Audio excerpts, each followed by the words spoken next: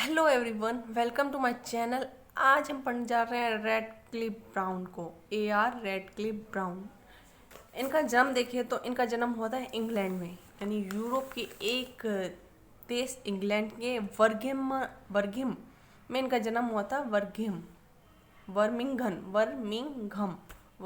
में इनका जन्म हुआ था।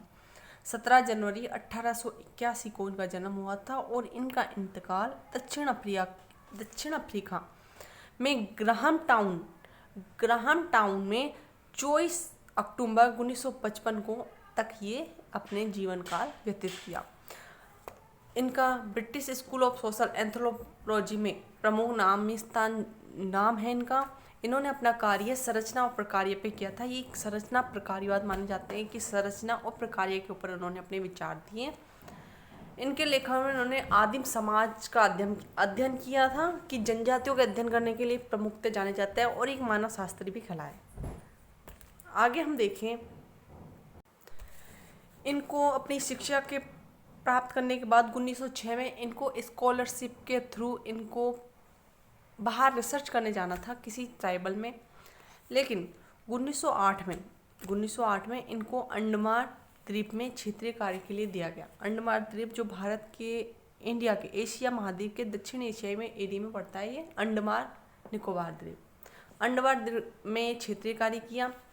क्रांतिकारी विचारों के कारण इनका नाम एनआरकी ब्राउन पड़ा। इन्होंने कैम्ब्रिज विश्वविद्यालय से अपने अध्ययन किया और रिवर्स और हेडन जो मानव शास्त्री थे के संपर्क में आकर इन्होंने मानव शास्त्र में रुचि अपनी जाहिर की और इन्होंने तुलनात्मक अध्ययन भी किए।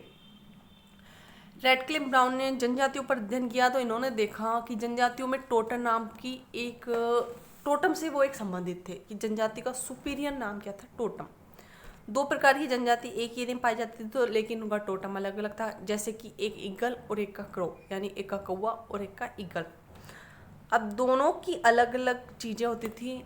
जिस चीज़ को वो मानते थे उसको खाते नहीं थे पहली बात तो, और उसकी पूजा करते थे।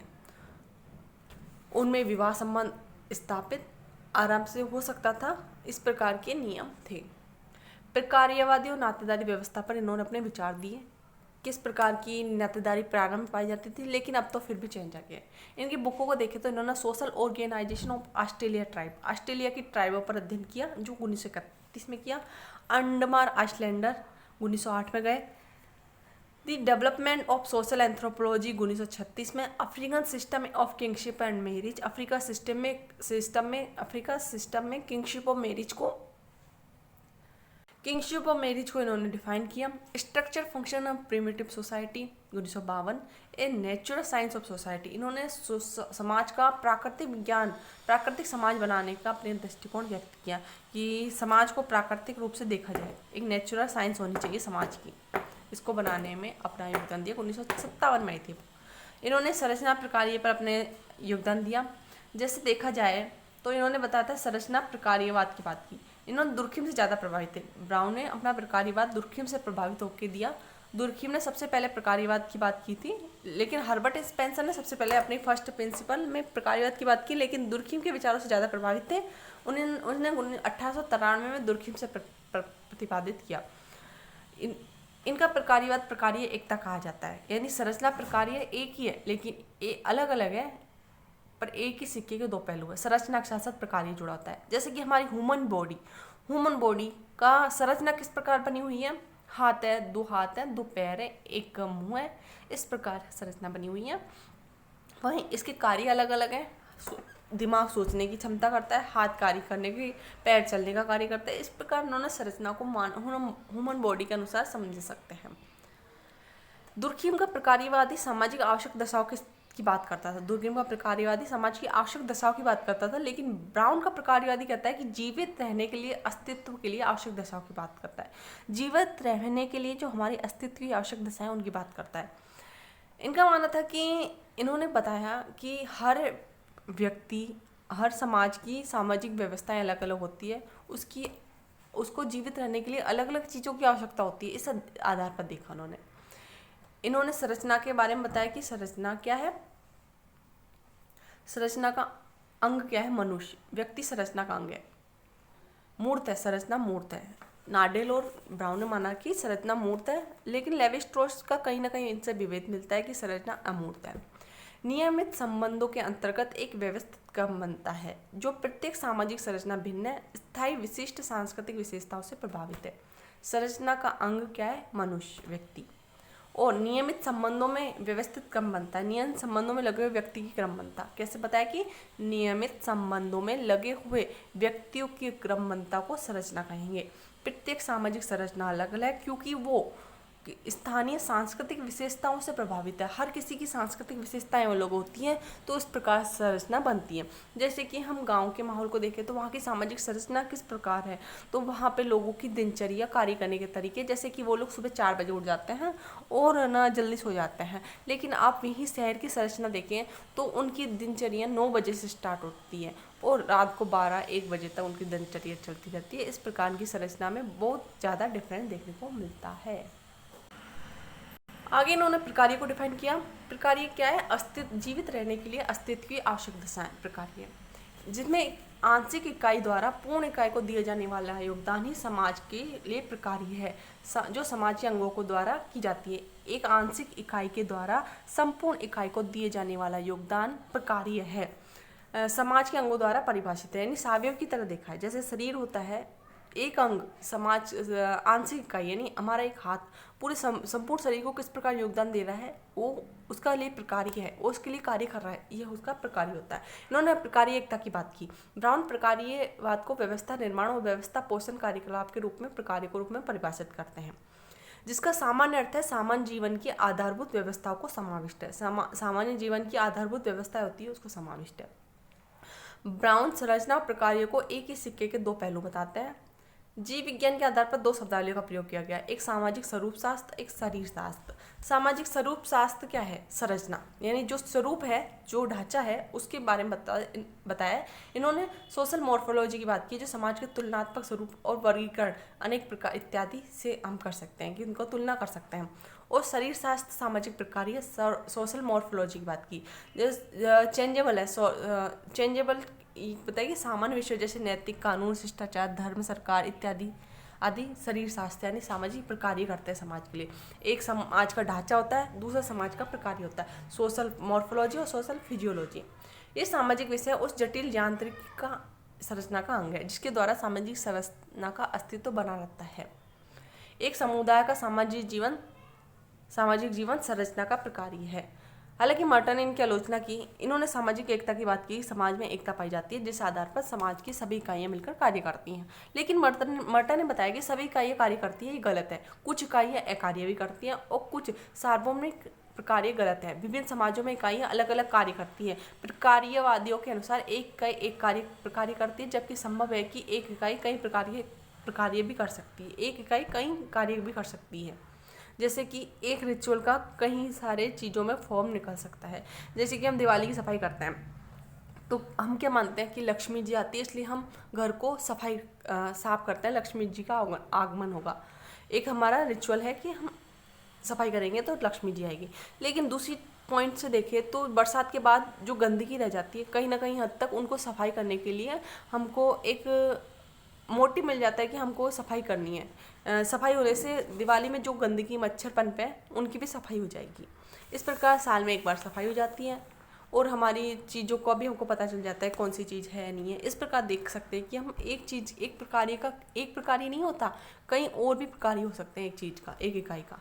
इस आधार पर हम देख सकते हैं। इन्होंने संरचना के आधार पर बताया कि संरचना के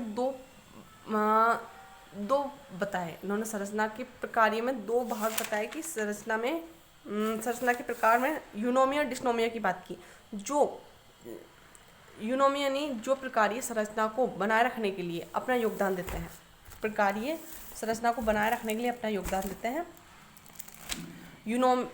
यूनोमिया क्या है, यानी एक इकाई द्वारा संरचना को बनाए रखने के लिए अपना जो योगदान दिया जाता है उसको बोलते हैं यूनोमिया। जैसे कि हम अपने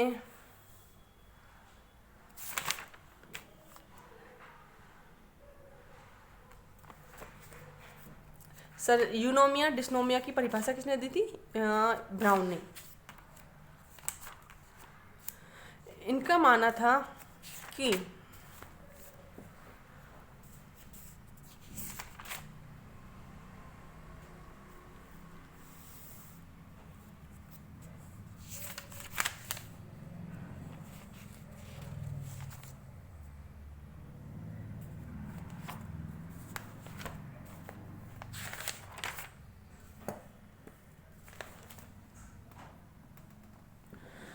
ब्राउन ने यूनोमिया और डायनोमिया की अवधारणा दी।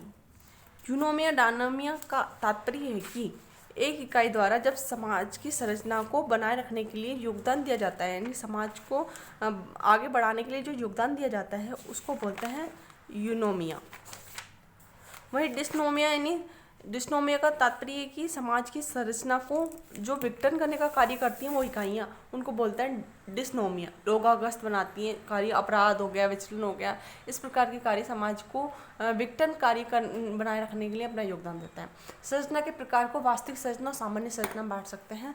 संरचना, वास्तविक संरचना व्यक्ति से ले सकते हैं कि व्यक्ति, वास्तविक संरचना क्या है, व्यक्ति एक मूर्त होता है और ये परिवर्तनशील है। वास्तविक संरचना परिवर्तनशील है, जैसे कि, और सामान्य संरचना स्थायी होती है।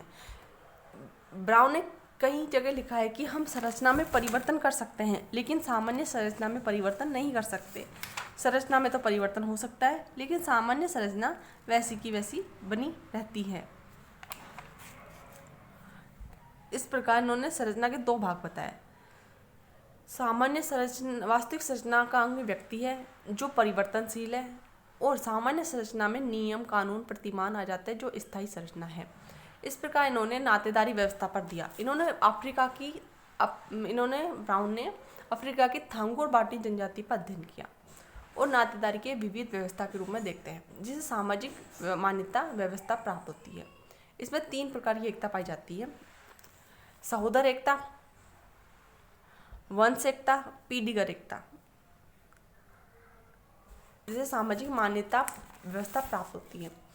सहोदर एकता में देखा गया है कि जैसे कि समानता के आधार पर चीज़ों को देखा जाता है, जिसमें हम अंकल और आंटी को ले सकते हैं। जैसे कि माँ का भाई उसको हम अंकल कहेंगे, पिता का भाई उसको हम अंकल कहेंगे। इसमें सभी रिश्तेदारों की समानता के आधार पर एक प्रकार के नामों का उच्चारण किया जाता है। जैसे चाची और मामी को हम आंटी कहेंगे, ताई को आंटी कहेंगे। इस प्रकार जो चीज़ें समानता के आधार पर सहोदर एकता में देखी गई है। वंश एकता में हम देखें कि हमारे भाई का लड़का और बहन के लड़के के लिए हम नेप्यू और नाइस का प्रयोग करेंगे। इसमें भी समानता के आधार पर देखा गया है कि एक ही कई रिश्तों को हम एक नाम से पुकारेंगे, जैसे नाइस और नेप्यू, भतीजा भतीजी, वो बहन का लड़का हो या भाई का लड़का हो, हम नाइस और नेप्यू कहेंगे।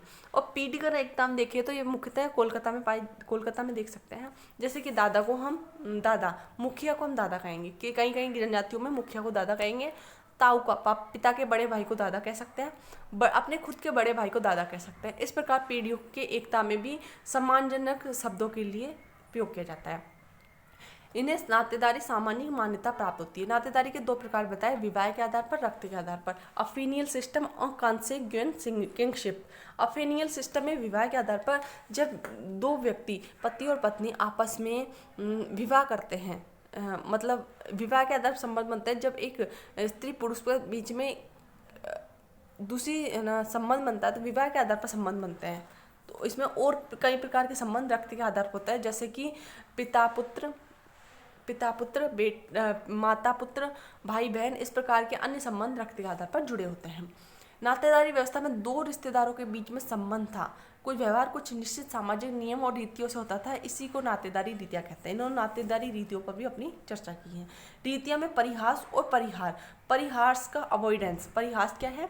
परिहार क्या है? अवॉइडेंस। कई रिश्ते ऐसे होते हैं जिसको बचाने के लिए, अवॉइडेंस, दूरी के रिश्तेदार कह सकते हैं, उनसे दूरी बनाकर रखना पड़ता है। जैसे कि ससुर और बहू के बीच में, सास और दामाद के बीच में, कई वेदा जनजाति में, श्रीलंका में भाई बहनों के बीच में इसी प्रकार का अवॉइडेंस का रिश्ता पाया जाता है। वहीं मामा भांजे के बीच में, अफ्रीका के जनजातियों में मामा भांजे के बीच में अवॉइडेंस का रिश्ता पाया जाता है। परिहास जोकिंग सिस्टम के बारे में मुख्यतः